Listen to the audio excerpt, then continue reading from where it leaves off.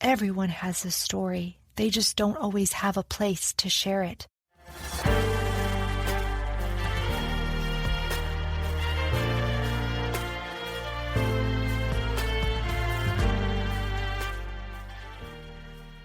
Welcome to I Need Blue, the podcast about to take you on an extraordinary journey where profound narratives come to life, one captivating episode at a time. I'm your host, Jennifer Lee, and I founded this podcast because I know there is healing in sharing. Each story you will hear shared on this podcast is a testament to our collective strength, innate ability to transform, and the incredible power of healing. Please remember, you are never alone. Please visit and share my website with those seeking connection and inspiration. www.ineedblue.net. Thank you, Shargood, for composing and performing the introduction medley for I Need Blue. You can find information about Shar on her website, www.shargood.com. Before starting today's episode, I must provide a trigger warning. I Need Blue features graphic themes, including but not limited to violence, abuse, and murder, and may not be suitable for all listeners. Please take care of yourself and don't hesitate to ask for help if you need it. Now let's get started with today's story. If you'll remember, a week ago, we heard the courageous story from Haley, a mother who lost her son at just 8 days old. She experienced a pain I can't imagine, but she is not alone. There is a staggering statistic that in 2022, the infant mortality rate in the United States was 5.6 deaths per 1,000 live births. Infant mortality is defined as the death of an infant before their first birthday, and it's an essential indicator of a society's overall health. I invited my guest today to help us better understand this epidemic. I'm honored to introduce Megan McFall, CEO of Indian River County Healthy Start. Megan became CEO in June 2023 and is dedicated to improving maternal and child health in the community.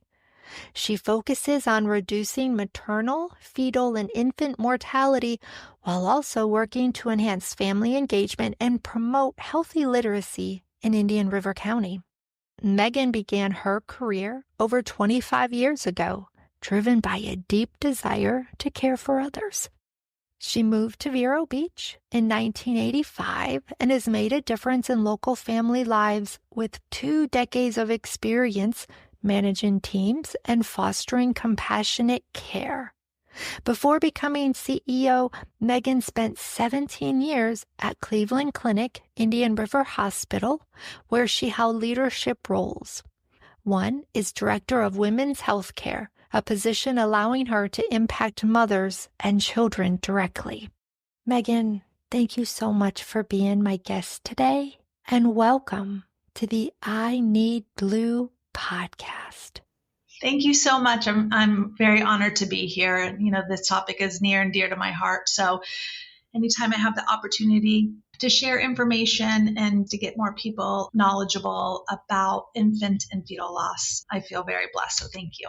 Of course. I wanted to share a little background because I'm new to the area.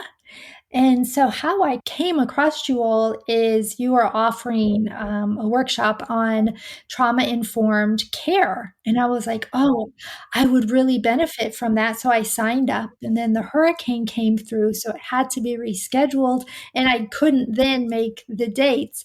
And then I saw that you had also a class on fentanyl. Oh my gosh. I was like, I really need to meet them. So I visited and met with some of your coworkers. I know Jessica, and I'm thinking that they want to talk about, fentanyl or trauma. But when they said to me, we really want to talk about pregnancy, fetal, infant mortality, I was like, wow. As a mom of 2 boys, I never experienced that. It's not top of mind, even though for so many women, it really is. In the statistics of the county where we live, you wouldn't think that. It's almost like this hidden secret. Yeah.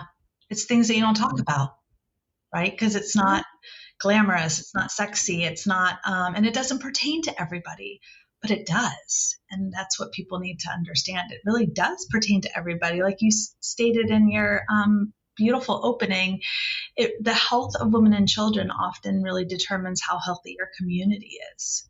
Mm-hmm. Absolutely. Like you said, it affects the mom, it affects the dad, it affects the family. Yeah. It trickles down. And so our conversation today is here to support everyone that has been affected by this epidemic. So without further ado, as the expert, I'm going to let you take over and share some very valuable information with us. I really appreciate that. So I think it's important to first understand, like, how do we even get this information? In New River County Healthy Start Coalition, our job is to look at the gaps in care that are associated with infant mortality, fetal mortality, maternal morbidity and mortality, and then provide programs that really address the gaps in care that allow those to happen, right? Because one death is too many deaths. And so we do something here at Healthy Start called the Fetal and Infant Mortality Review. And what that is we look at every single death that happens in our community. We get the birth certificates, the death certificates, and then we ask for all the medical records for that particular case. From the moment that the mom got pregnant and hopefully had some type of preconception care up until the infant passed away. And then there's a nurse abstractor that sits down, compiles all that information, and then puts a very detailed timeline together. Again, from the moment that the mom walked into her OB practice, from what type of education did she get? Was it the proper lab work? Did she have a history of depression, and was that addressed? And was she hooked up with counseling immediately? Does she have substance use disorder? And did we get her into like a medication assisted treatment program? All of those things that could have contributed to the death. And then the case review team meets on a monthly basis. It's experts in the room that go over that case. It's OBGYN, social workers, the sheriff's department, medical examiners. And they say, if maybe we just would have had this in place, this death could have been prevented. And so we then take that information and give it to a community action group. And then the community action group says, this is what I think Healthy Start needs to implement in order to address the gaps in care. So that's what we do here. I'm a registered nurse. I've been in the maternal child health space for 18 years, spent a lot of my time at the bedside. And you hit on this in the very beginning, and that is it's something that we don't really talk about. When I went to nursing school, I always knew I wanted to do maternal child health. And so I felt extremely blessed and so excited when I was able to get into that space. What they don't teach you in nursing school, and what you don't come across in orientation, hopefully, because it probably would make you run the other way, are these fetal demises that come in, right? These moms that will come into labor and delivery and say, I haven't felt my baby move. I will never forget my first demise that I had, where a mom walked in, and I was about 3.5 years into my tenure at the hospital working as a labor and delivery nurse. And she said, I haven't felt my baby move since last night. I've been so busy, helping my mom prepare for my baby shower. And then it happened, and I'm opening up all the gifts. And as I'm going through, I'm like, gosh, I really haven't felt him move. And she's like, so that's why I'm here. And so that wasn't abnormal to hear, right? Moms coming in because they were concerned about fetal movement. And so we would go ahead and we put them on the monitor, and 9 times out of 10, it's fine. Put the mom on the monitor. The mom takes a big sigh of relief, and everything's good to go. Well, in this situation, 3.5 years in, it wasn't, right? And so here I am faced with, oh my gosh, how am I going to tell this mom that I can't find the heartbeat? And then it rolled into my passion of, I love labor and delivery, and I love bringing life into the world, and there's nothing better than that. And this is the best job in the world until it's not. And you don't get the training, you don't have the knowledge. And it's why I came over to Healthy Start, because you really look at the cases that we look over. And it is truly a knowledge gap that these families have in regards to proper prenatal care and how much smoking does contribute to infant and fetal loss. And so I started working with Healthy Start on their fetal and infant mortality review, became their nurse abstractor. And when you peel the onion layers back, you just sit there with your head in your hands and just shaking your head and thinking, gosh, if they just would have had the knowledge, or if they just would have been involved in one of our programs, this outcome could have been completely different. And so that's the process that we do here. So we truly have a microscope on every single death that happens. And our rates are not what they should be in this community in regards to all of the additional support that we have in our community and with the philanthropic dollars that we have, but we do. And so then, okay, well, how do we combat that? And the only way to do it is by doing that fetal and infant mortality review. And so, I just sat down with my board of directors today in a retreat and going through data from 2022 to 2024. Now, please remember that the 23 and the 24 data, that's provisional. It's not set in stone. But the death certificates that we have received from the beginning of 2022 to the end of 2024, we have had 22 infant deaths in Indian River County. And again, that's from the time that a mom gives birth and the baby is born alive up until the first day before the baby's first birthday. So the child is 364 days old. There's different themes that you see. And the themes that I just really want to touch on today is the importance of preconception care and interconception care. So one of the things that we're seeing here in our community is that moms are walking into pregnancy extremely unhealthy. 89% of the cases that we reviewed the mom had at least one comorbidity. So what does that mean? That means the mom walked into pregnancy maybe overweight or obese. And then with obesity comes diabetes and high blood pressure and all the other things. Maybe they have a history of substance use disorder and they've had a relapse. What happens is at the age of 18, if your parents have done what they're supposed to do from the time that you're born until the age 18, you go to your yearly well check visit and you see your pediatrician and you get some lab work done and you get some regular immunizations. And then at the age of 18, your doctor, who has been your doctor for 18 years, is no longer your physician, right? Because it doesn't allow them to go ahead and take care of you as an adult. And so you're often just faced with a lot of things at the age of 18, right? It's considered adulthood. You're graduating from high school and trying to figure out what the next steps are. Are you going into the workforce? Are you going to college? Are you going into the military? And what you're not thinking about is, I'm 18 and I no longer have a doctor. And so these women are walking into pregnancy not having seen a doctor for however long it has been since they've seen their pediatrician. I just reviewed a case last night, and it was of a mom who inadvertently found out that she was pregnant by going to the emergency department because she had had a motor vehicle accident.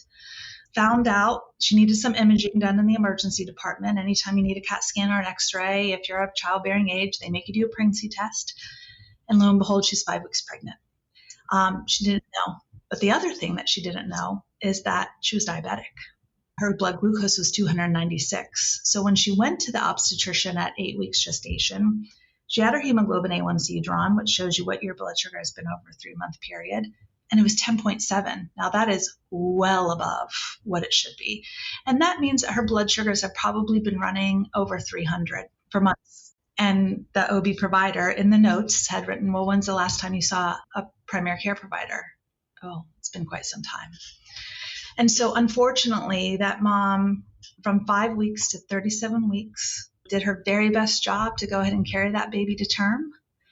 And 2 days after having her last appointment, hearing the positive fetal heart tones, 2 days later, she walked into an ultrasound appointment that she had scheduled because she was diabetic, and they did something called biophysical profiles every week, and that baby didn't have a heartbeat. And when you sit back and you look at that case, you start questioning, did her uncontrolled diabetes contribute to the loss of this baby? And after looking through it, the answer is yes. And so would that mom have had a different outcome if she could have controlled her diabetes when she first knew that she had it, right? So she's walking into pregnancy at the age of 30, not seeing a primary care doctor in 12 years. So who knows the last time she had her labs drawn? So that is a huge contributor in Indian River County. Let's see. The stat is that, 90% of the cases that we reviewed in Indian River County, 90% of the moms from 2022 to 2024 had not seen a primary care provider. I mean, that's alarming, right? And so I think most people, once they get into young adulthood, they start imagining, what does my future look like, right? And for the majority of people, I think that they see a family in their future. And so with that needs to be the conversation of, okay, but in order to get there, you need to have a primary care provider. And let me tell you what the statistics could be if you don't do the work ahead of time, right? It's like saying, go to college without doing the prep work. Nobody would do that, right? Like you have to graduate high school or get your GED and show an equivalence that you are ready to be able to walk into college. It's the same thing with pregnancy. Like you have to make sure that your body is fueled enough and healthy enough to be able to carry a baby to term. And then once the baby is carried to term, what do we have to do and what kind of education do we need in order to make sure that that baby doesn't die before its first year of life? In River County, we had 4 deaths related to sleep. It was either bed sharing with a family member, and unfortunately, there was some type of suffocation that happened, or leaving that child in their own sleep environment, but maybe with a pillow and a blanket, or someone sleeping in their car seat for an extended period of time. And all that is just education, right? So I like to tell the story of, I have 2 girls, and when my first daughter was born, it was, you put your baby on their belly to sleep, right? That's what I knew. That's what my parents had told me. That's what my aunts had told me, babies sleep on their belly. And so I did that. And then 4.5 years later, when I had my second daughter, there was science and education that came out that sleeping on your belly contributed to increased risks of sudden infant death syndrome, which, would fall into an infant death. And I was like, whoa. Like, what are we talking about? My daughter was fine. And like, she's now 4.5. But you have to pay attention to the science, right? And you have to pay attention to the research. So research tells you in order to have your best outcome possible and not have a sleep-related death, you need to make sure that your baby is alone on their back without any type of blankets or stuffed animals, and they're not overheated, and breastfeeding helps contribute to that. So it is us getting in front of the families and just giving them the education in order to not have an adverse outcome. Right. In regards to women having a physician, how much does not having health insurance play into that? It's a really great question. So in Indian River County, we are extremely fortunate, and this isn't in every county. But what I can do is I can speak to Indian River County. So let's just start if you're pregnant in the state of Florida. If you do not have insurance, there's something called a PEPW process. That's presumptive eligibility for pregnant women. And that is emergency Medicaid that you can get for the first 45 days. And then for 45 days, you have the opportunity to go ahead and bring in all the supporting documentation. And for the most part of people in childbearing age, the cost of care exceeds, what you're bringing home from a paycheck perspective. 50% of the deliveries that happen in the state of Florida are covered by Medicaid. I tell everyone, just try. You have no idea if you'll be approved or not. In our community, we have something called Indian River County Hospital District. And the hospital district gets a certain millage from taxpayers' dollars to look at the healthcare in the community and provide support, monetary support to programs that help benefit the outcomes in our community. In the early 90s, the hospital district was looking at infant mortality and maternal morbidity in our community and saying, we've got to do something because it was well above where we're at right now. And so they put a request for proposal out and said, we want to go ahead and start an OB practice that provides care to women regardless of their ability to pay. And we will supplement the cost of that care to the tune of whatever you're showing is the need. And so at that time, what was Indian River Medical Center said, well, we want to do that. And so the first hospital-owned practice was started in our community. And so in Indian River County, it doesn't matter what type of coverage you have. You have the ability to have phenomenal OB care. That's amazing. And I think we definitely need to get the word out as well. And maybe there are other counties in other states, and maybe they already do, not sure, that offer that same model. Yes, absolutely. Yeah. I would be extremely scared to see what our rates would be if we didn't have that type of comprehensive care. Yeah. Now, the data prior to 2022, do you have that to compare? There was a spike, and we saw that around the entire country. I hate to blame everything on the pandemic and COVID, but that definitely had things to do with the outcomes that we had in our community. The other thing is, and I don't want to go too far deep into this because then you're opening up a little bit of Pandora's box, but there was some statute language that was changed in regards to what gestational age to count a fetal death, what weight cutoff do you have?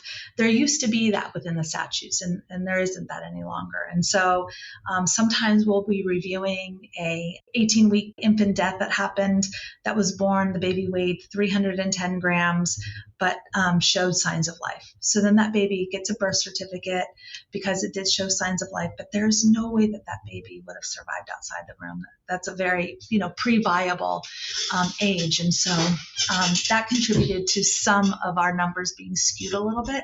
But even with that being said, we know that there was a true increase in those numbers, and definitely related to COVID from a physiological standpoint and what COVID was doing to the placentas, to just the regular things that happened with being in the home and cooped up and not being able to work, and the stressor levels. Let me just find this data real quick. The beauty about having a fetal and infant mortality review at your fingertips and having all of the medical records is you have the ability to really, like I said, do that deep dive. And what I love to look at is those social aspects that contribute to the deaths, right? Because we want to often point our fingers to the medical side of things, right? The medical community. And was there a lack? And was there a knowledge deficit on their end? A lot of the times the answer to that is no. Okay, so 62% of moms who suffered an infant loss had some type of history with mental health disorders. So they had some type of anxiety, some type of depression, maybe ADHD, whatever the case might be, 62% of those moms. So if you already had a mental health, if you didn't have a mental health disorder about anxiety before COVID, I can guarantee you that number spiked afterwards. And I know that definitely contributes to the outcomes that we have. Absolutely. I have two things I wanted to ask. Something else I had not thought of is you as a nurse, as a midwife, as doctors, anybody in that, I still consider y'all first responders. Well, thank you. Absolutely. I never considered what it was like for you to not find a heartbeat. What does that conversation sound like? That's the other reason I love where I work now, because again, we don't get that training, right? First of all, what is it like? It's devastating. It changes you, right? There's a level of PTSD that I have related to the work that I have been in, because again, it is being in the labor arena is the absolute most rewarding job in the world, and it's the best until it is not. And so it's devastating, and you never get used to it. Every single patient just really puts an imprint in your heart. The important thing is for the outside organizations like Healthy Start is to recognize that, and to be able to give us the tools that we need in our toolbox in order to be able to keep going, right? Because I've seen many people walk away from the bedside because they just can't handle telling another mom or another family that what they thought their life was going to look like doesn't look like that anymore. And so we have to be able to figure out how to unpack that, how to wrap that up in a box and, go ahead and put it away on the shelf. And you spoke about how you first got introduced to Healthy Start. So one of the things that came out of our femur is that we recognized the people in the space that were doing the work with the families didn't have all the tools and the resources that they need. So we built this program called Healthy Communities in order to be able to outfit the individuals who are caring for the moms and the dads and the siblings in the household that were having losses, the training. So we talk about trauma-informed care, implicit bias training, motivational interviewing, healthy helping relationships. All of these programs really give you tools in your toolbox to be able to better care for the patients and to care for yourself. Healthy helping relationships talks to you about boundaries. We as caregivers, most of us are really bad at that. I mean, I can only speak for myself. I'm horrible at boundaries. But when you take that course, you're like, oh, yeah, I might have gone a little bit too far on that. And so it is knowing the resources in your community and being able to educate yourself and making sure that you take those classes. Yeah, you just said something that's going to segue me into where I wanted to go next. Y'all not only provide research, but you are a resource. And when I visited the diapers, the formula, the room set up for fathers to come in and speak with each other about their grief, amazing. So can you share with us, as a resource in Indian River County, what else you offer? Sure. So we have 9 different patient-facing programs, underneath the Healthy Start umbrella. And so I like to say that there's truly something for everyone. All of our programs are free of charge, and it is not just for the underserved, because unfortunately, if you have a loss, it's oftentimes doesn't care what's in your bank account or what color of skin you have, right? It runs across the gamut. And so we have something for everyone. We recognize that in our community, a mom had a loss. We didn't have a place to be able to say, you need to go here. All of our programs have a bit of bereavement in there, and all of our individuals are trained, but they don't necessarily have shared life experiences. And so one of the things that we're starting that I'm so excited about, I'm sad to say that I'm excited about it because you shouldn't be excited about starting a bereavement support group. However, being in that line of work for so many years and not being able to say, hey, listen, you need to call Healthy Start. Here's the number. They have, a space for moms, dads, and siblings every other Tuesday at this location. We didn't have anywhere here. I've been here for a year and a half, and that mom that I spoke about who had her loss in her third trimester is a mom that's actually now going to be running our bereavement programs because it's been quite some time. She's been able to work through a lot. She has gone through a lot of our training. She's actually one of our doulas, which is a non-medical trained individual to help you through the prenatal, birth, and postpartum process. And she just said, I want to be able to provide that support to the moms and allow them to know that everything that they're feeling and not feeling is normal. And so that starts in January. And we're really excited to see how we can better support, our moms and our dads in this community. We have a fatherhood program too. It's phenomenal. We used to focus on just moms and babies, and forgetting about such a vital part of the family dynamic. And what I love is it meets the families where they're at, right? So we talk about struggles with co-parenting. You don't necessarily need to be with the mom to go ahead and come to this class. You just need to be a dad. Talks about, bereavement. And so we have a little bit of something for everyone. I love that. And so many times men deal with grief very differently than the mom does. Yeah. Mm-hmm. Absolutely. Is there anything else you would like our listeners to take away from our conversation today? I'm sure you have a variety of listeners, right? And so this is what I love to tell everyone. If anybody is thinking of becoming pregnant, is pregnant, or has a child under the age of 5, I implore you to really dig into your community and see what resources are out there. I mean, this is such a cliche saying, right? But there's so much truth behind it, and that it takes a village to raise a child. Period. End of discussion. I have two phenomenal human beings that are my daughters, right? But my husband and I surely did not do that on our own. We had a phenomenal village that really helped us. And I wish I would have known of all of the resources that we had in our community, 25 and 20 years ago, because it would have made things maybe even easier.